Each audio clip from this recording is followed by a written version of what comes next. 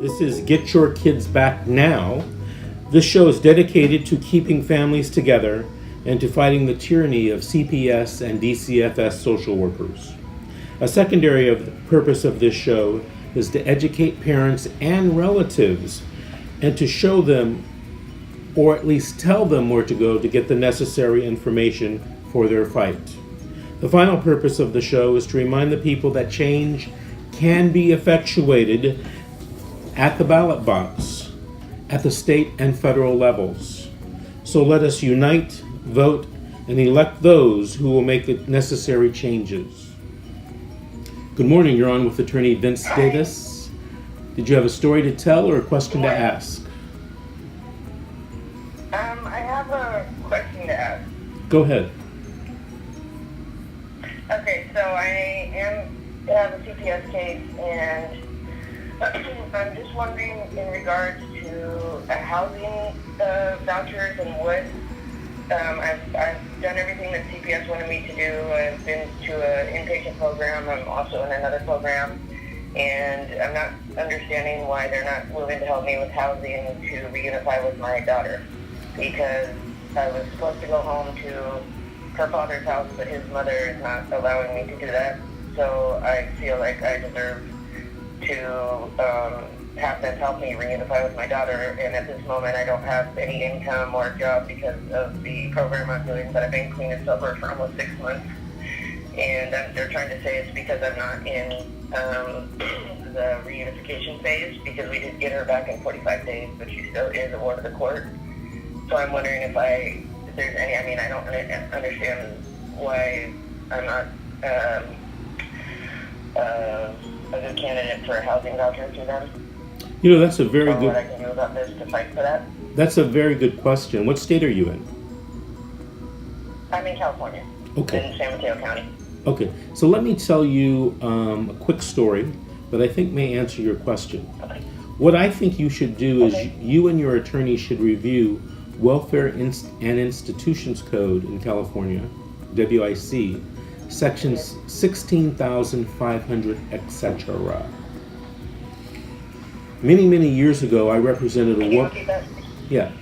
Welfare and Institutions Code, section 16500. Okay. Okay, you can just Google it. Yeah. Okay, so quick story. Many years ago, I was representing a woman who had her children taken away because she was using drugs. To everybody's surprise, during the 6 months of reunification services, she did everything. She tested clean, she went to her substance abuse class, she did her parenting, she did her individual counseling. When we came back for the 6-month review, the social worker wrote in a report, I would give her the kids back today, except for she doesn't have appropriate housing. Since she had lost the kids, here in LA County, she had lost her governmental funded housing through the City of Los Angeles, the housing authority, because she didn't have her children. So she was basically living on couch to couch with friends and family, but didn't have a place to take her children to. And she had 5 children. So I was thinking about it, and an interesting thing was said by the judge, and I think it was just an offhanded comment. I don't think maybe he did know the law, I don't know, but it seemed like an offhanded comment. At the hearing, he said something to the effect that we're paying more for the foster care placements, because out of the 5 children, there were 3 foster care placements. We're paying more in foster care payments than we could pay if we could get her a home, get her an apartment, for her children. Right. That was going to cost less than $2,000, and I think they were spending close to $8,000 in foster care payments. So I asked the judge for a continuance, and I wanted to do some research on the issue, and I did some research. And what I found was, in section 16,500, I argued, and successfully argued, that the County of Los Angeles had to pay for this woman's housing. In the end, not only did they pay for her housing, but they bought her furniture, they bought her appliances, and paid for her rent for many months until she could get back on her feet, which she eventually did. So, in my opinion, since you're in California, and it's probably like this in many states, there are sections of the Welfare and Institutions Code or the laws that govern these cases that people don't really talk about or cite in court.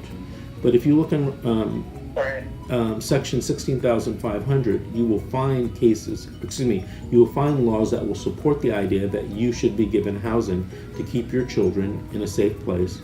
And when I did this motion, and it was many years ago, I found authority in other states where, and there were appellate and Supreme Court cases, I believe, where the court had said, yeah, part of reunification services is helping the parent with a home, housing, if that is needed.